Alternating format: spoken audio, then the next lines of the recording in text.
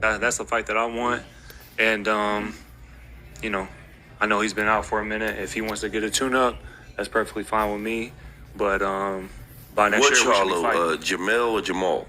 Jermall. Jermall, you know, Jermall, he's moving up from 154 to 168 to fight Canelo. Yeah. Jermall, he fights at 160, and he's about to move up to 168.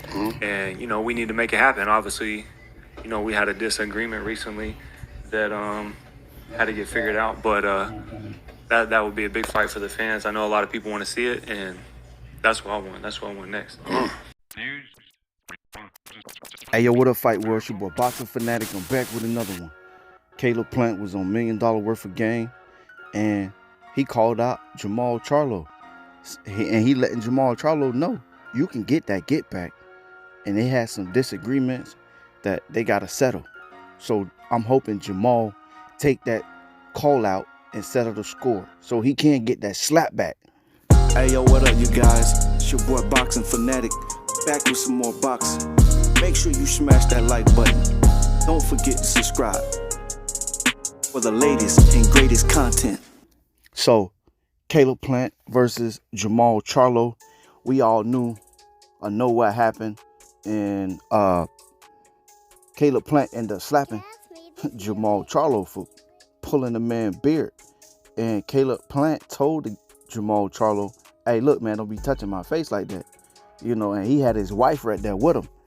And Jermall Charlo calling the man out his name, calling the man, you know, white boy ain't gonna do this, white boy ain't gonna do that. And then Jermall Charlo grabbed the man's beard again.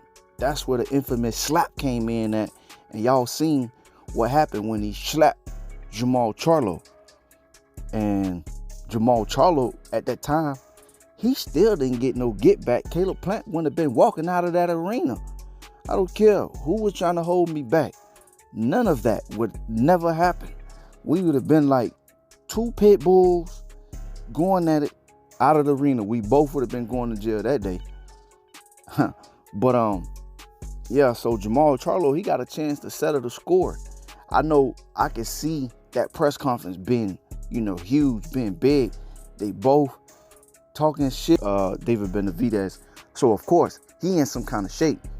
And I know, you know, Charlo may not be, you know, in that kind of shape, fight night shape, but of course he stay in the gym, he stay working through it all.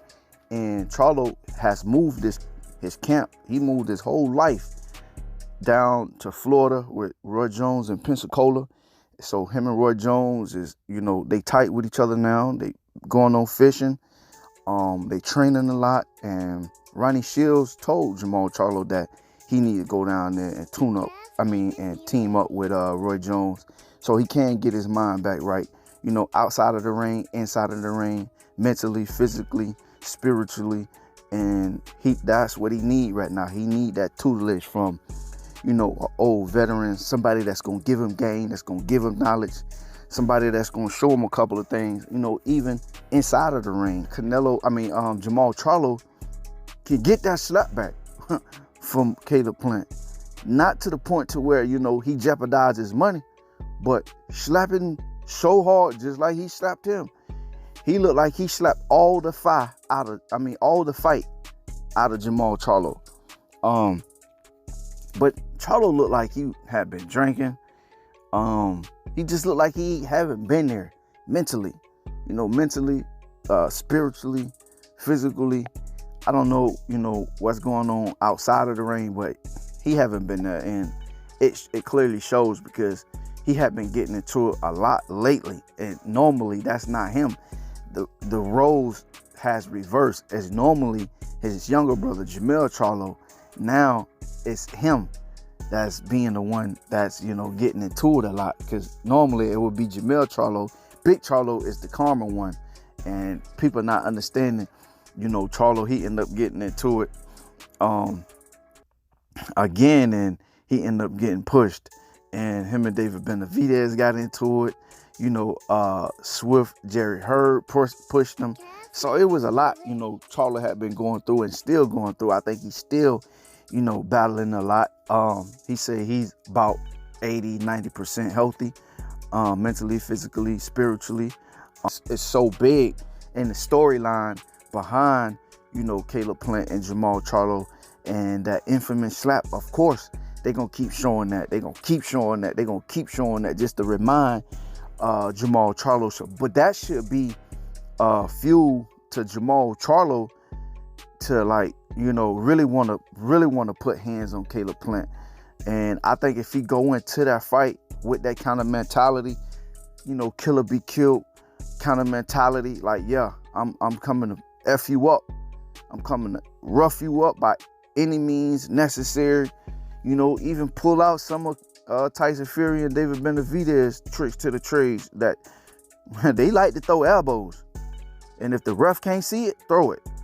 You got to be kind of slick and dirty all at the same time. And that's what David Benavidez was to Caleb Plant. He roughed him up. Because if you look at the fight between Caleb Plant and David Benavidez and Canelo Alvarez and Caleb Plant, you can see the difference. Canelo Alvarez he came back and won at the last minute, but David Benavidez really roughed him up. Because if you look at his face, it was a hot mess. It was a hot mess. Yeah, that's the difference between those two fighters. But they just need to get in the ring, man, just settle the score. And that's my honest opinion. Y'all let me know if, y'all can see Caleb Plant and Jermall Charlo. Who y'all taking in that fight, and why would y'all take those, people that y'all would pick in that fight? And what round, or if you think that it's going to be a knockout or a stoppage, or if it's go all 12 rounds. Y'all let me know what y'all think, all right? Make sure you like, comment, and subscribe. One love, one life. I'm out. Peace. If you enjoy content like this and you want to see more, make sure you like, comment, and subscribe.